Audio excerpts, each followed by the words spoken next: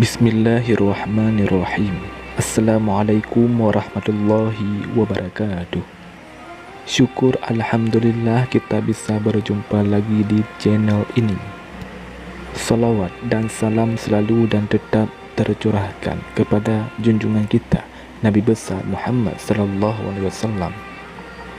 Allahumma salli ala Sayyidina Muhammad wa ala ali Sayyidina Muhammad. Harapan dan doa saya semoga saudaraku semuanya selalu diberikan kesehatan, dilapangkan rezekinya, diampuni dosa-dosanya, dan dipanjangkan umurnya. Amin ya rabbal alamin. Saudara muslim yang dirahmati Allah Subhanahu wa taala, zikir setelah salat subuh merupakan amalan yang sayang untuk dilewatkan. Disebabkan waktu setelah subuh diyakini sebagai waktu mustajab untuk berdoa. Ini alasan mengapa kita tidak dianjurkan untuk tidur lagi setelah salat subuh. Dengan begitu, kita dapat memanfaatkan waktu berharga ini untuk beribadah, salah satunya dengan berzikir dan bermunajat kepada Allah Subhanahu wa taala.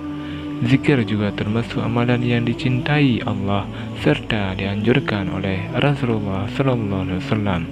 Terdapat banyak perintah berzikir di dalam Al-Quran dan hadis. Allah Subhanahu wa taala berfirman, berkata Zakaria, berilah aku suatu tanda bahwa istri telah mengandung. Allah berfirman, tandanya bagimu kamu tidak dapat berkata-kata dengan manusia selama 3 hari kecuali dengan isyarat, dan sebutlah nama Tuhanmu sebanyak-banyaknya serta bertasbihlah di waktu petang dan pagi hari. Quran Surat Ali Imran ayat 41. Kesaksian sahabat Anas radhiyallahu anhu, Rasulullah sallallahu alaihi wasallam sebagai sosok teladan bagi umat Islam juga memiliki kebiasaan berzikir setiap usai salat subuh. Beliau Rasulullah sallallahu alaihi wasallam berzikir hingga matahari terbit. Dari Jabir bin Samrah berkata, adapun Nabi jika telah selesai salat subuh, beliau duduk di tempatnya hingga terbit matahari. Hadis riwayat Muslim. Menurut Imam Nawawi dalam Syarah Sahih Muslim, dijelaskan bahwa hadis ini menunjukkan keutamaan memperbanyak zikir setelah salat subuh.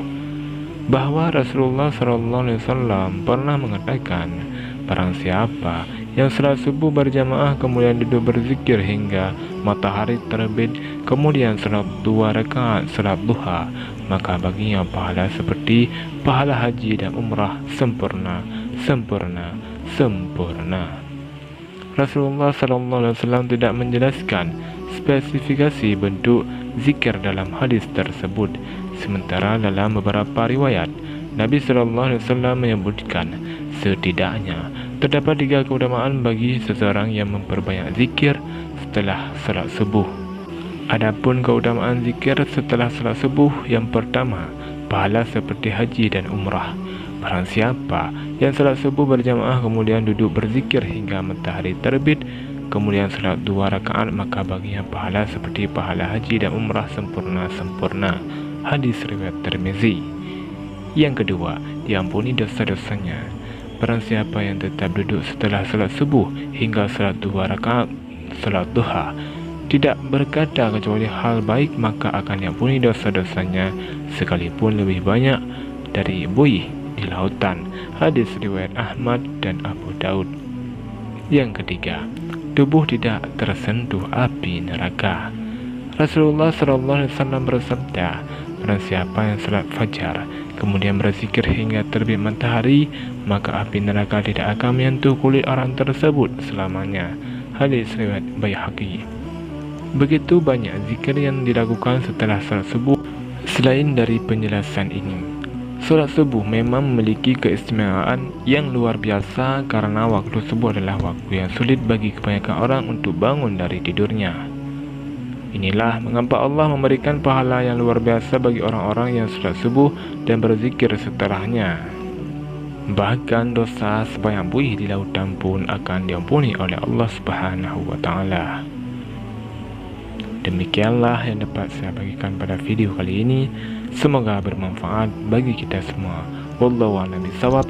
Assalamualaikum warahmatullahi wabarakatuh.